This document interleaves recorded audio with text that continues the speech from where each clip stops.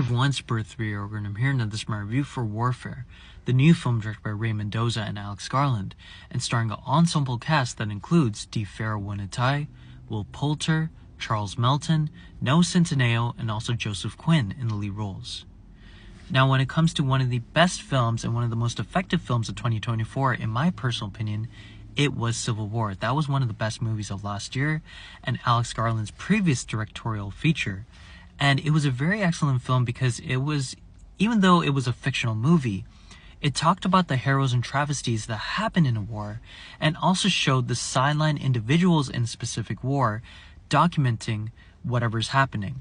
In that film, it was talking about press and also the photojournalists that are documenting the war from the sidelines. So if that movie were talking about the individuals that are on the sidelines of a specific war, then Warfare is the opposite. It's talking about the frontline individuals, namely the soldiers that are fighting in a specific wartime situation. In this case, it happens in a real-life situation that happened in Iraq during the 2000s. Just like the caption on this poster, everything in this film is based off of the memories of the specific soldiers that survived this ordeal. Now, Warfare, if I were to sell this movie to you or kind of like tell someone else what this movie's kind of like, it's kind of like if A24 made the movie Black Hawk Down. Pretty much 90 to 95% of this film is happening within the confines of this house and the 50 meters or so radius around that house.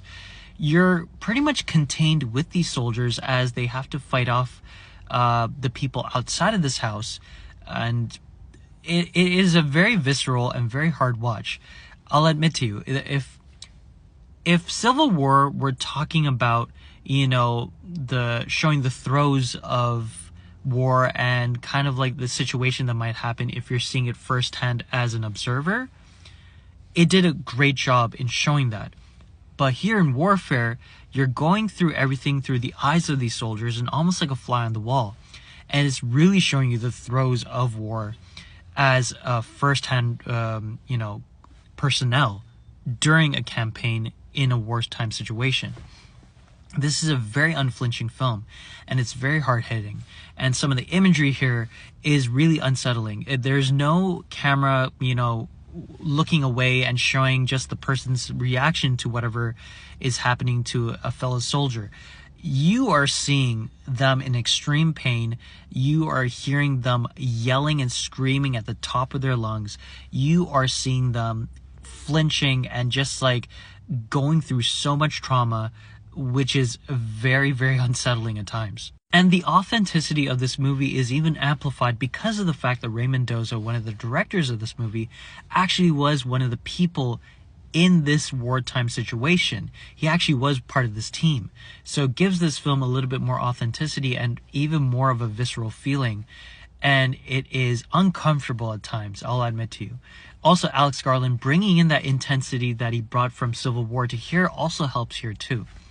Now, the performances are very solid. You get to see a lot of anguish and a lot of pain and a lot of confusion in all of these characters because, again, these are individuals that in the first scene of this movie, they're goofing off, they're having fun, they're just kind of like, blowing off steam before this wartime campaign happens. And then after that scene, it's pretty much this one long scene of them going through this situation, preparing for whatever is about to hit them. And they're kind of just, like exercising. They're sharing resources like water and food. They're talking about random things. They're looking at what they have to do for their daily tasks. Again, it's like you're a fly on the wall. You're seeing how these individuals might have been like right before the first grenade and the first bullet shot is shot into the house. And again, because it's an ensemble cast, we don't have a specific character that we're latched onto. We're kind of just latched onto the whole situation that happens once like the chaos happens. And again, because it's almost like a contained film, it makes the kind of events and the kind of situation even more worse for the viewer because you're not able to breathe. You're stuck in this house with all the blood on the floor, with, the limbs being broken apart, with the screams of anguish and pain, and with the confusion on even the leader of their team's face, where he's just sitting on a bed and kind of just staring out to, 1,000-man stare. He's just kind of like, he's going through a lot of emotions. I think that is the most powerful part of Warfare. But yeah, if I were to say that Civil War and Warfare work in a tandem, they kind of do. Like I said before, Civil War is kind of like the sideline viewpoint of war, whereas Warfare is the focal point and pretty much straightforward, in your face kind of situation that, you know, you're kind of going through with these characters. And like I said before, this is not a comfortable watch, and Civil War is not a comfortable watch either. But I feel like as an overall film, Civil War was a 10 out of 10 for me, whereas Warfare is a 9 out of 10. Very solid movie nonetheless, but I felt like it's not a negative, but it's a little bit of a drawback. I felt like this movie was just one long scene outside of that first song, you know, goofing off scene that happens in the beginning of the movie. Outside of that first like 5 minutes or so, this movie is just like one long, you know, portion of what could have been a bigger story.